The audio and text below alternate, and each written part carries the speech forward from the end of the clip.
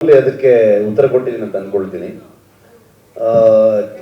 ಆಗಿರುವಂತ ವಿಚಾರಗಳು ಕೆಲವೊಂದು ನಮ್ಮ ಸಿನಿಮಾಗೆ ಸಂಬಂಧಪಟ್ಟಿರುವಂತ ವ್ಯಕ್ತಿಗಳು ಅವರು ಅವ್ರಿಗೆ ಆ ಥರ ಆದಾಗ ತುಂಬಾ ಬೇಜಾರಾಗುವಂತ ವಿಚಾರ. ಅದನ್ನ ಮುಂದೆ ಒಂದು ಇಟ್ಕೊಂಡು ಅದನ್ನ ಶೋ ಆಫ್ ಮಾಡುವಂಥದ್ದು ಮತ್ತೊಂದು ಮಾಡುವಂಥದ್ದು ಇಲ್ಲ.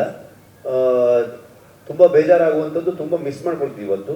ಆದರೆ ಅದು ಹೇಗೆ ನರೇಟಿವ್ ಸೆಟ್ ಆಯಿತು ಅಂತಂದ್ರೆ ಅದು ಶೂಟಿಂಗ್ ಅಲ್ಲೇ ನಡೀತು ಅನ್ನೋ ಥರದಲ್ಲೆಲ್ಲ ಸೆಟ್ ಆಯಿತು. ಆ್ಯಕ್ಚುಲಿ ಶೂಟಿಂಗ್ ಎಲ್ಲ ನಡೀದೇ ಇರೋ ಸಂದರ್ಭದಲ್ಲಿ ಆಗಿರುವಂಥದ್ದು. ಆದರೆ ನಮ್ಮ ಲಾಸೇ ಕೂಡ. ಅದಕ್ಕೆ ನಾನು ಎಕ್ಸಾಂಪಲ್ ನಿಮಗೆ ಆ ಥರ ನರೇಟಿವನ್ನ ಎಕ್ಸಾಂಪಲ್ ಇಟ್ಕೊಂಡೆ ನಾನು ಅವಾಗ ಹೇಳಿದ್ದು. ನಮಗೆ ಅಂದರೆ ಅವಘಡಗಳು, ಅಪಘಾತಗಳು ಇದನ್ನು ಒಂದು ರೀತಿ ಹೋಗ್ತಾ ಇದ್ರೆ ನಾನೇ ಏನಾಗ್ತಿದ್ದೆ ಅನ್ನೋದು ನಿಮ್ಗೆ ಅವಾಗಷ್ಟೇ ಹೇಳಿದೆ.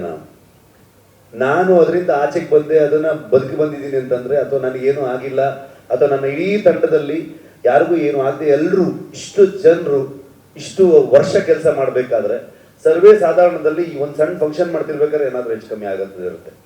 ಅಂಥದ್ದು ಇರಬೇಕಾದ್ರೆ ಈ 3 ವರ್ಷ ನಾವು ಕೆಲಸ ಮಾಡಬೇಕಾದ್ರೆ ನಿಜವಾಗ್ಲೂ ಆ ದೈವ ಶಕ್ತಿ ನಮ್ಮ ಹಿಂದೆ ನಿಂತು ನಮ್ಮ ಇಡೀ ತಂಡವನ್ನ ಇಲ್ಲಿವರೆಗೆ ಮುನ್ನಡೆಸ್ಕೊಂಡು ಬಂದಿರಲಿಲ್ಲ ಅಂದ್ರೆ ಖಂಡಿತವಾಗ್ಲೂ ಈ ಸಿನಿಮಾ ಕಂಪ್ಲೀಟ್ ಮಾಡೋಕ್ಕಾಗ್ತಿರ್ಲಿಲ್ಲ.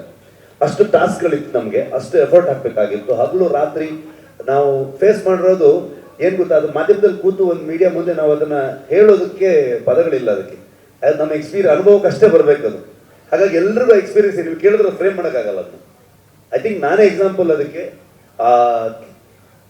ಇಲ್ಲಿ ಬಂದಿದೀವಿ ಅಂತಂದ್ರೆ ಆ ದೈವಶಕ್ತಿ ಏನೋ ನಮ್ಮ ಹಿಂದೆ ಇತ್ತು, ನಮ್ಗೇನೋ ನಮ್ಮನ್ನ ಸಪೋರ್ಟ್ ಮಾಡ್ಕೊಂಡು, ನಮ್ಮನ್ನ ಪುಷ್ ಮಾಡ್ಕೊಂಡು, ನಮ್ಮನ್ನು ಕಾಪಾಡ್ಕೊಂಡು ಮುನ್ನಡೆಸ್ಕೊಂಡು ಬರ್ತಾ ಇದೆ ಅನ್ನೋ ಫೀಲಿಂಗ್ ಅಲ್ಲೇ ಬಂದ್ವಿ ನಾವು.